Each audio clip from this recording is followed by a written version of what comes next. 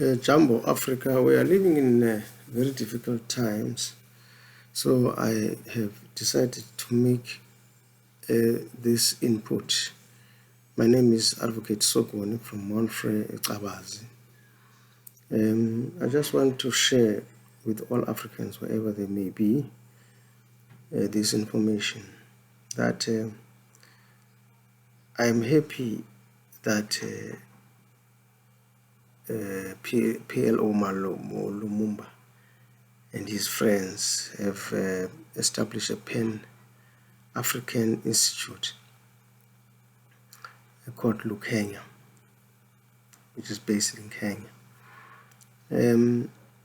It is a step in the right direction, and we really appreciate it. But at the same time, we are very apprehensive because we think these orations that we are known for as Africans will continue, and yet our countries are being plundered by colonizers who come in different shapes. Many years ago, they would come with guns, kill our kings, and colonize a nation. First of all, it is important that we reiterate the abolishment of all the 1884 borders that were formulated from the Berlin Conference. We are still kicking each other. I heard the minister talking about chartering flights to deport Africans. And at this day and age, we should not be talking about that, because it is high time that Africa becomes one country with a law that governs the movement of people,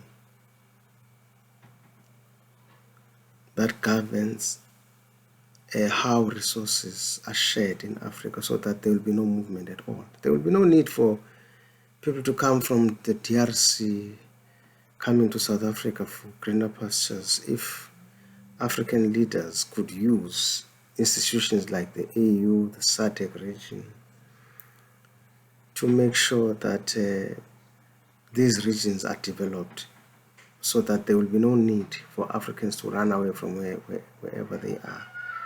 There will be no need for Africans to even run to Europe and being swallowed by the Mediterranean Sea and the Atlantic Sea. So I will talk about two issues that today a problem. The first one will be the war in Israel. The war in Israel should not be taken literally. It is the West trying to improve their income or investments, because war means investment. In what way? In that when there is war, America, because it has chosen to do that, to take that land, Palestine, which is in the middle of the Arab area that is now in the Middle East, and they have chosen to take that piece of land, jump Lebanon, which is on the other side of Israel, jump other countries, Syria, which is also on the other side of Israel, and take Palestine and call Palestine a European country, which is not the case. So Palestine was actually used to take anything who did not fit the criterion of white to be placed in that piece of land. They knew from days in memorial that Jews were a racist nation who would not even allow your son or your daughter to get married to their offspring. they wouldn't share a table with you because of their kosher and whatever they call, which is not clean in their eyes. So Jews have always this attitude of saying that other nations are not as pure as they are, so they wouldn't want to mix with them. They will have their own burial sites, they will have their own churches, what they call synagogues, so they wouldn't want anybody mixing with them. So those discriminations about the Jews had always bothered people like Adolf Hitler. That is why Hitler decided to do what he did. He thought, here is a chance where I am made Chancellor of Germany. Let me deal with the Jewish problem. This is exactly what happened. The war on Gaza is another catalyst for another Hitler that will be born in that area, who would have this hatred for Jews for what they've done, killing the whole nation, what is called ethnic cleansing, genocide. We know even after we are gone, but the Jews will still pay for what they did after the 7th October attack in their territory. We know that, yes, there were commotions or battles that were fought during the time when the PLO was running that part of the country. But PLO was systematically removed by the Jews themselves so that Hamas could take over. And Hamas is doing exactly, it's playing into their hands. And Hamas was actually financed by the Jews because we must all remember that Palestine is not a sovereign state. Palestine currency is the Jewish currency. They are governed by Israel. There is no passport for Palestinians to go to Tel Aviv. It's just that there is those walls and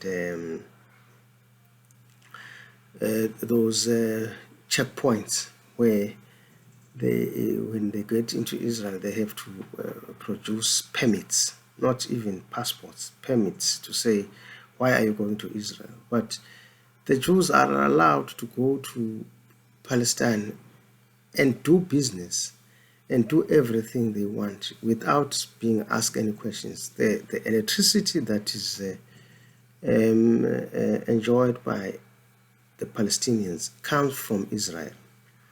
The fuel, the water comes from Israel. So Palestine is actually under Israel. It's under the rule of Israel. They were given that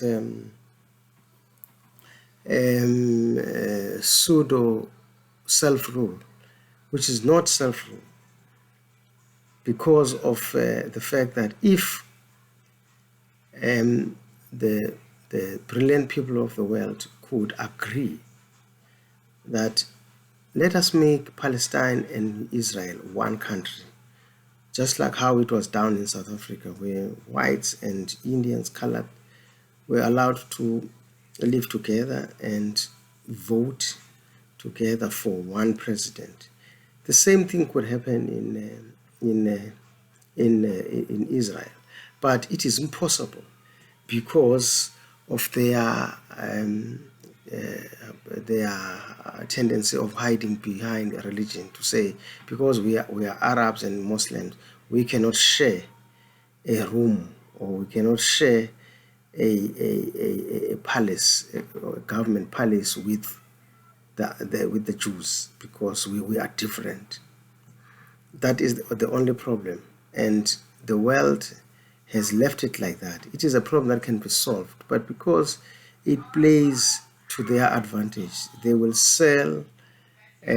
also sell arms to Israel and do whatever they want. So they decided to leave it as it is because it's to their benefit.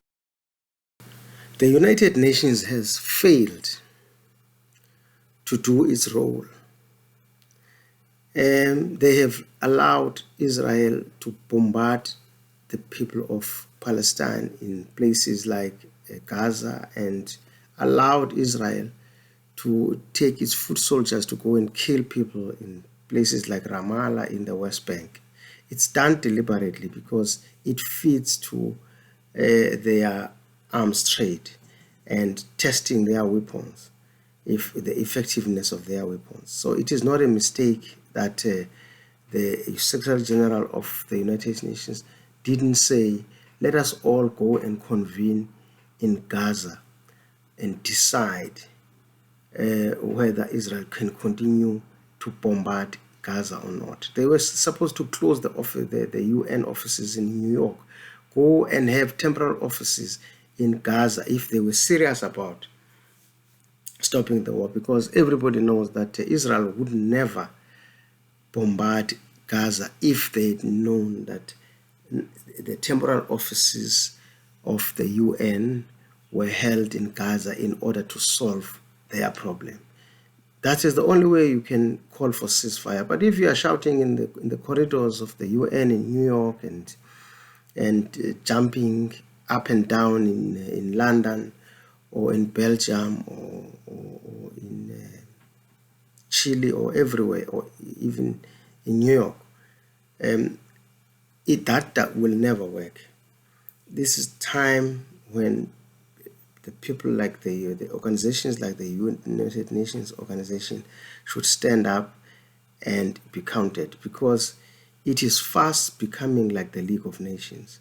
The next thing that will happen is that Russia will influence all those nations that they are with in formations like BRICS, non-allied movements, to form one organization that will be a governing body that embraces all nations, and everybody will have a veto, will be allowed to have a veto, whether small or big, whether powerful or not.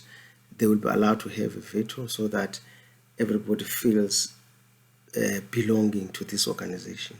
But at the moment, the rate that everything is going now is not going to help anybody. The war in Ukraine will continue. The war in Sudan will continue unabated. The war in Israel will also continue unabated. The war in the DRC is continuing unabated. In Nigeria, there is war going on with the Boko Haram and everyone else. So there is nobody that is so effective that it can stop all these wars. We know America can do it because they are powerful. They've given Russia, they've given Ukraine, they've given Ukraine to stop Russia. They've given Israel to wipe out